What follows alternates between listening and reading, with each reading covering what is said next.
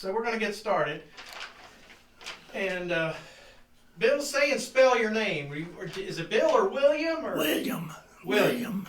B. Parris. Parris. All right, Parris. All right, very good. So, first thing I want to ask you about is you were probably a teenager during World War II? Yes. Do you remember the end of the war? Yes. Well, tell me a little bit about that. The Second World War, I remember the Sunday morning that the Japanese attacked Pearl Harbor. And I had an uncle that was in the Air Force, but he never had to leave the state. He was a training program. And and I remember the VE Day and VJ Day and all that. Probably filled you with a real sense of pride, didn't it? And I joined the Navy when I was 17. I had a plan.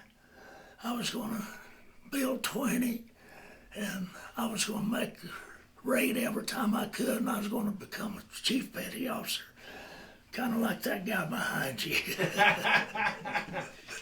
But he's a little bit higher than a chief petty officer. Absolutely. But did your plan kind of stem out of, being...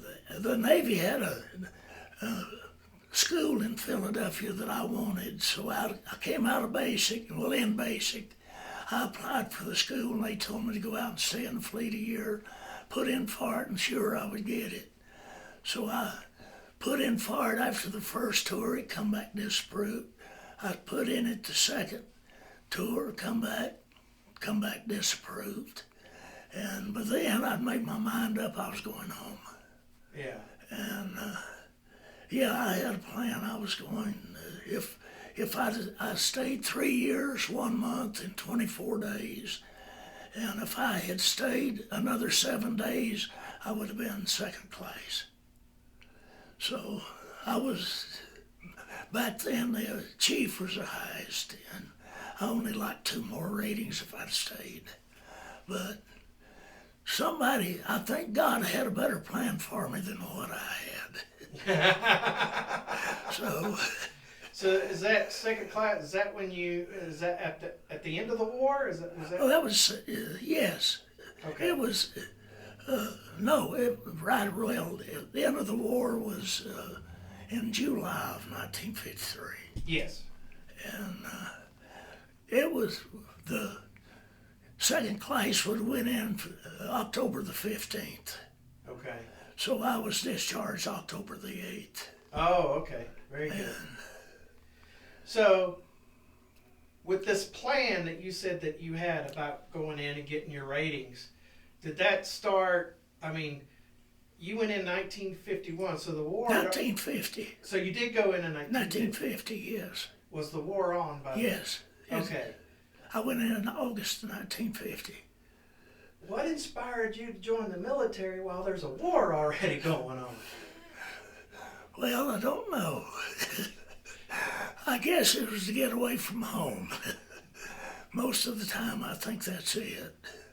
Well, yes, the military is known for folks that, come from farming communities and everything else to be able to escape that and kind of build their own lives and that sort of thing. Yeah. You must have been thinking that way because you had the plan. Right? I had the plan.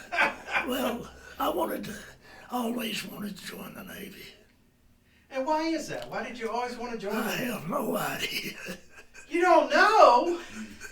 It's just, I wanted to see the world for one thing. Mm. And I got to see a lot of places in the Far East. Okinawa, Hong Kong, Guam, all over Japan. And I got to see a lot of the world. But weren't you worried that you were going to be going to a combat zone? No. When you're 18, 19 years old, you're invincible.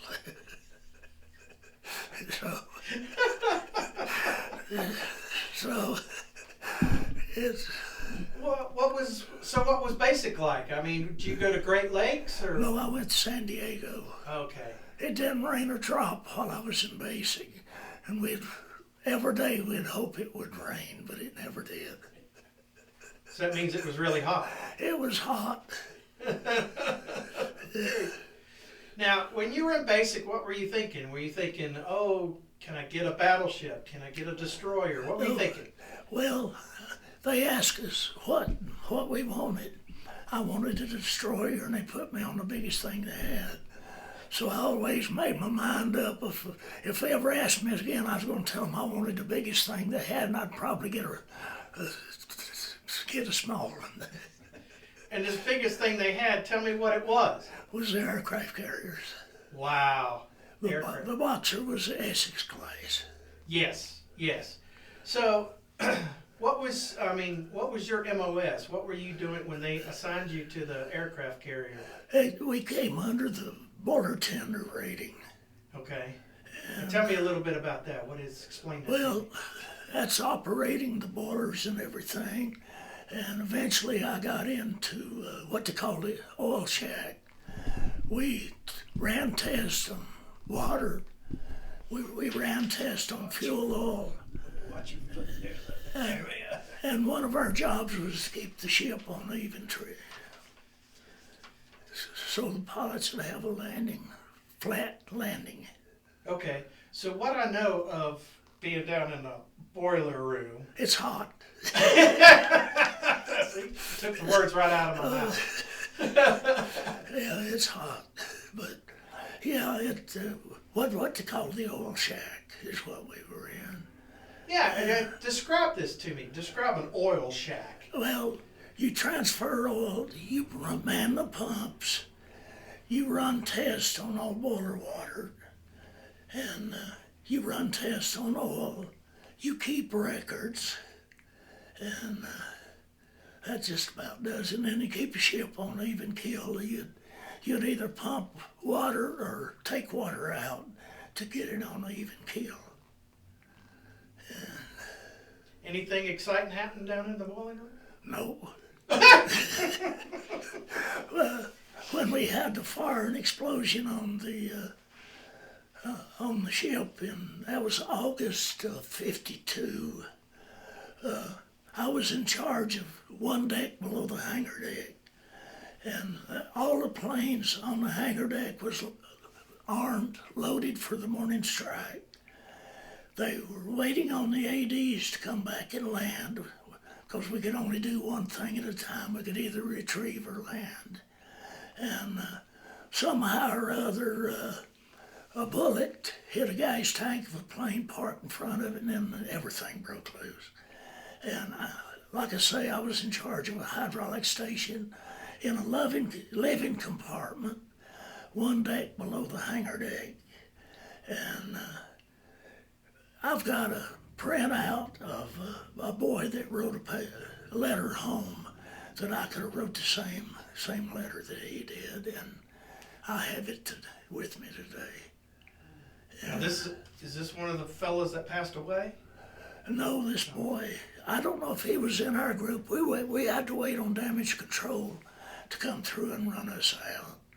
So we went back aft, and we couldn't go anywhere any farther. So after a while, we got word that we could go aft, and we worked our way up. And we went up on the flight deck and got some fresh air, but the fans and everything sucked all that smoke and everything, and you couldn't see your hand in front of you for the longest.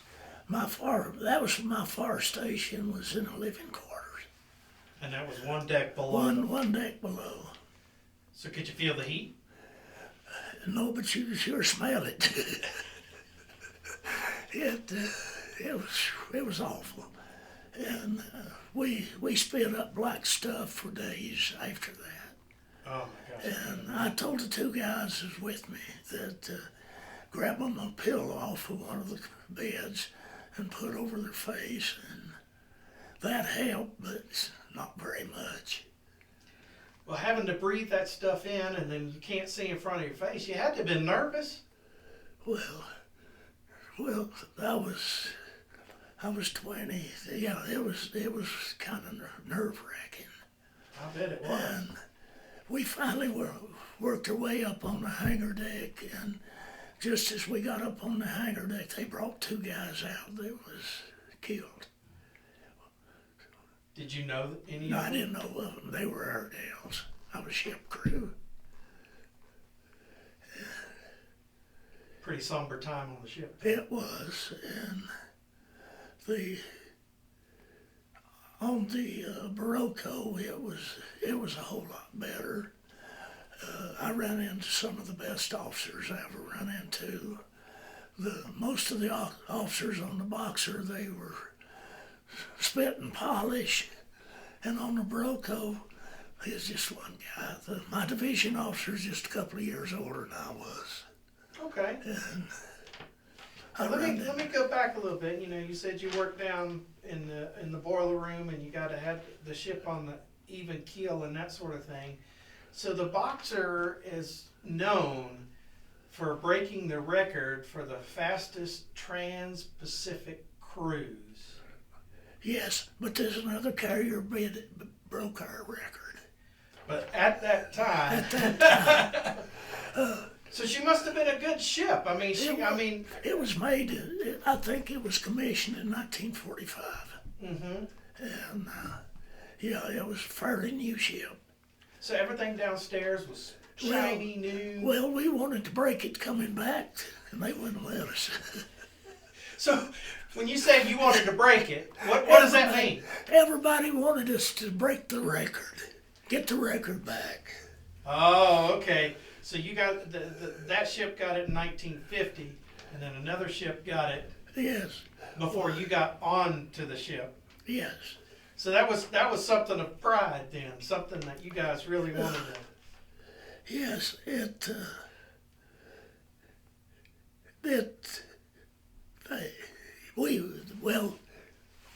we tried, and in 1951, coming back from our first tour, we were going to try to break it, or we thought we were, but we didn't get to. But after a few days at sea, you'd see everybody sitting around. Every once in a while, you'd see a guy tap the make a little bit more steam, or they'd give a little more steam to the screws. But she was fast. Huh? Yeah. She was a fast ship. Now, some of the first. Now, when you first got on the ship, were they still flying propeller, the F4Us? The first tour and the second tour both, we had Corsairs, ADs, and Panther jets. Now, these jets, that's brand new technology. That's like, us going on and saying, oh, we're going to fight in space now. What was that like to see a jet? Well, it was a whole lot different than the props and the jets. The jets, they had to catapult them off, and the props, if they had enough runway, they could take off. But they were faster, weren't they? Like the jets, yeah. The sounds. Oh yes. Did you ever go up there and just kind of watch the jets? Well, it was kind of off limits. Okay. But you get to hear them down in the boiler room, right? No, well, like when I had smoke watch, I was the highest man on the ship, and I was above the stacks, and I could just look over like that and see what was going on the flight deck. You ever seen any of them take off or anything? Oh yes. Well, what was that like? To see something brand new like that? It was brand new to me anyway. They make a really loud noise. Oh yes. They really took off. Also, you were telling me that you guys had the first, what they called guided missiles. Yes. Which were basically radio controlled. Yes. Tell me about that a little bit. Can you describe? Okay, it was an obsolete TBM. They loaded up. I saw it take off. I went up on the side of the flight deck, and it took off, and this guy in the AD, the guy took it off of the carrier, and then the guy in the AD picked it up, took it. They tried for months to try to get a bomb into that. I reckon it was an ammunition depot inside of a mountain. And mountains were just like that, and they couldn't get a bomb in it. but they got that airplane in it. They did. Wow, I'm gonna have to research that. So, what mountain was that? I don't know what You the don't name know? of the Okay. mountain was. But I mean, was that like a big deal on the ship that you It guys were? was. It was something very new. But yeah, tell me about when they, that. I mean, that's a victory for you guys if you were able to do something that moms couldn't do. And that was after we had the fire. Mm-hmm. And yes, it was something to see. An airplane taking off without a pilot, Yeah, I bet. especially the little farm boy. I bet. Exactly.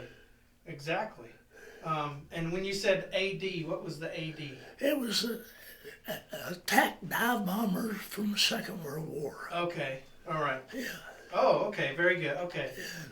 It flew at night. It had a radar under the belly. And that was what we were waiting on when we had the fire. They had to land and move them down on the hangar deck and then move the planes up on the flight deck to take off. And we don't know. We always heard that the plane captain snapped the trigger on one of those planes that came in, hit the gas tank of the plane sitting in front of it is loaded and ready to go. Mm-hmm. Other than that, that was the only casualties during the Korean War, correct? No, On your ship? No, we lost some pilots, and the Boxer didn't have a cruise book until 1953. I went off of it in 1952, and I think we lost 4 pilots and a couple of listed men on the 1953 cruise. So.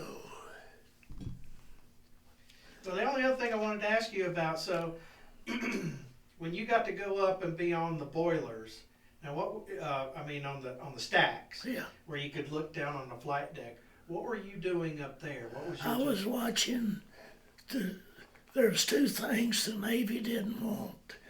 They didn't want a light to shine out at night, and they didn't want smoke, because you can spot that at sea for miles, both of them. So how did they prevent that smoke? So if you started seeing something, Well, I just called down and tell which one it was smoking until it give it more air. give it more air. Yeah. And how long would you stay up there? I had 3 months of it. That was best duty on the Boxer. But in a daytime, how long would you, or a nighttime, how long would you stay up there the whole watch? No. We'd usually stay up there 4 hours daylight, and somebody else come up and relieve you. And during those 4 hours, I bet you saw a lot of them. Oh, you'd see a lot. You'd see them retrieve. You'd see them launch and different things. So anything while you were up there watching that really stands out to you that you saw? Well, we got too close to the shore and they got firing on us. That's right. So, were you up there when that happened? Yes, I got a ringside seat of that. Well, tell me what happened. Well, we got too close and they got firing on us. They had the range, but they couldn't hit a moving target. And they were firing on you with what? Shore batteries. We got too close to the shore.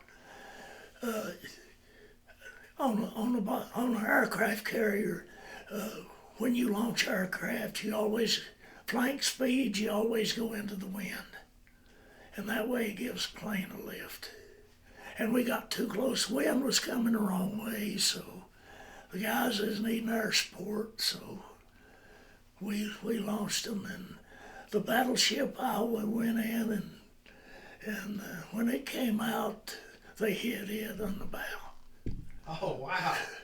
So, But after I guess our biggest dangers was time or 2 we operated within a few miles, 5 minutes flying time from Vladivostok, the Russian naval base, okay. and we always heard that sometime in 1951, some Russian planes tangled with some off of another carrier. Okay, they came out second best, so they never did try it after that. But still, you wouldn't think that when you think of the Korean War, you think of the Chinese, right? Yes. You didn't really, to have a threat from Russia as well. Yes. That's pretty interesting. That's for sure. The Boxer, we operated in the Sea of Japan. The Barocco, we operated in the China, Yellow Sea. South China Sea. South China Sea. Very good. And that was pretty good duty on it, because I had to stand watches. My GQ station was with the chief engineer. In the back of my mind, I always told myself if he ever started up the hatch, I was going to be ahead of him. So, there you go. He leads. oh yeah. Now going back to when you got fired upon, I mean, how did that make you feel? I mean, you're up in the top of this thing, and Well, you're probably seeing flashes and stuff off the coast. No, I just saw the shells hit the water. You saw the shells hit the water. Yeah. Well, how did that make you feel? Well, when you're 18, 19 years old, you're invincible, so... so it... Cool! Cool. Hey, look at that! You never worried about, something coming closer to your ship? Yeah. Well, no. No, I knew we were getting out of Dodge. You were getting out of Dodge. Okay. All right. Our biggest danger was floating mines. Okay. In 1951, I think that our helicopter pilot, I think he spotted about 10 or 12 mines floating by the task force. We had, most of the time we operated 3 carriers. And in 1953, the Barocco operated in the Yellow Sea, and we operated with a British aircraft carrier. Mm-hmm. And that was an experience. And so were you on the Barocco at the end of the war? yes, we were off Korea. And what is so in 1953, we picked up a Marine Air Group. It was Checkerboard Squadron, VMA 312. It was the old Flying Master Sergeant's holdover from the Second World War. Second World War, Master Sergeant and Marine Corps could fly Corsair. So they made them all warrant officers. And fast forward 69 years later, I went to Virginia with my granddaughter, and her friend that she made in college, they've kept close contact with each other. Her husband was the commanding officer of the VMA 312. So I got to meet him. He retired. Wow, small world. Isn't Small world. It is. And he gave me a coin and on VMA 312 from the commanding officer.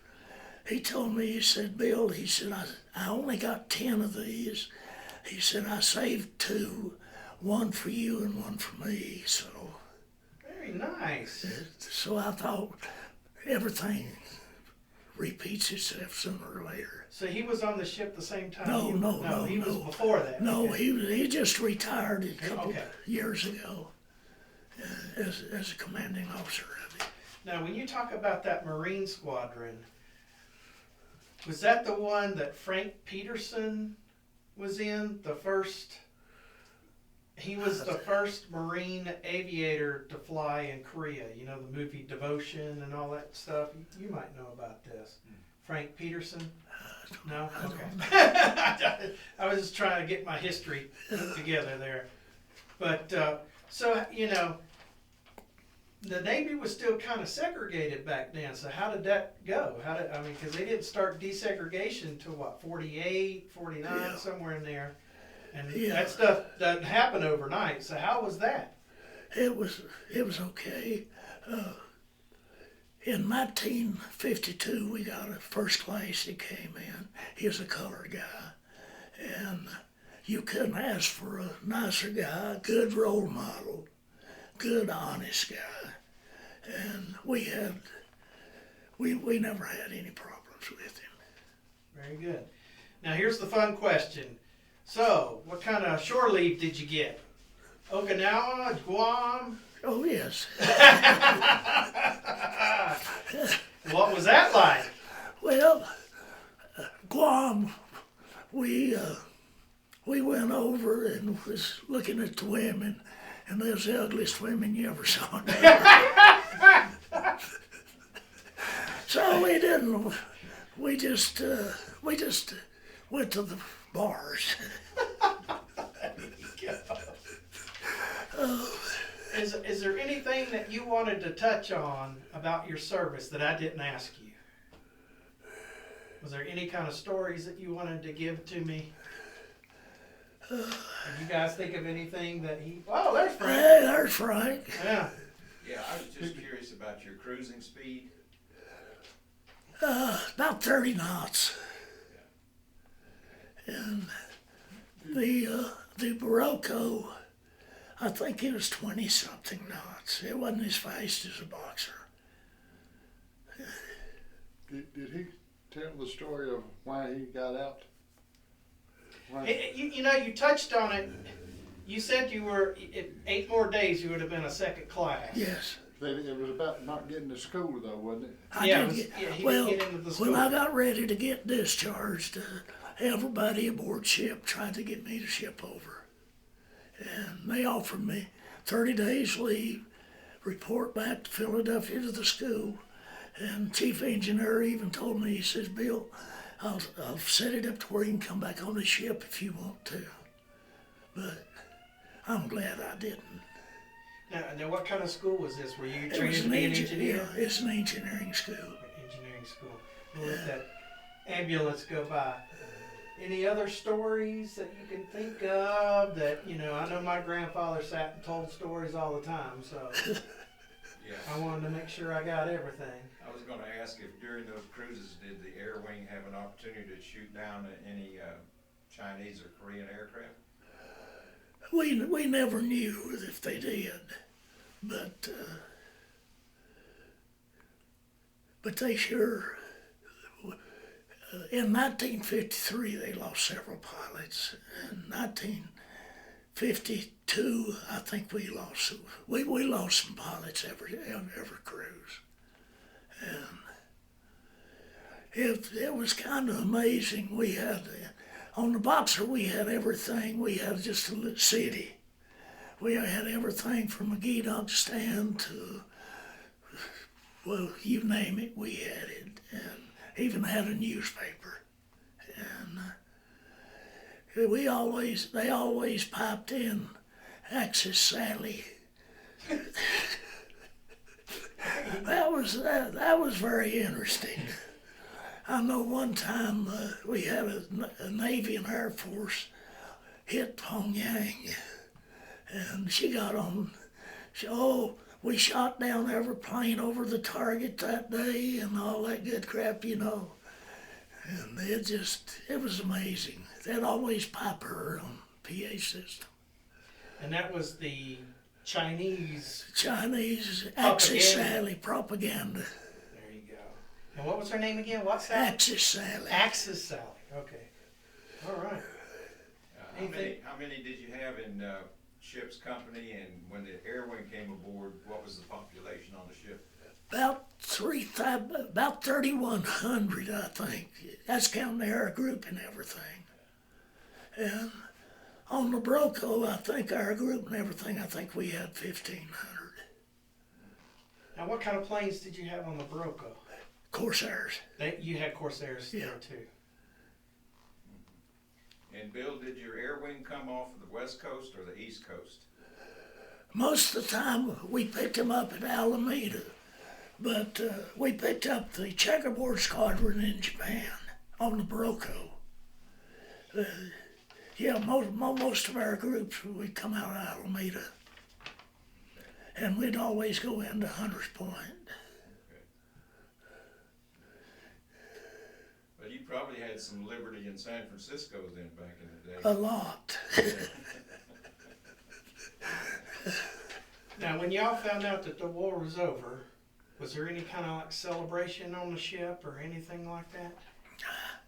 No, we just knew we was going home. How'd that make you feel? Good. Yeah, because I'd already made my mind up I was going to get out of the Navy. Yeah. If I'd have stayed in the Navy, I'd have never met my wife, but we had 67 good years. So there you go. There you go. Anybody else got anything?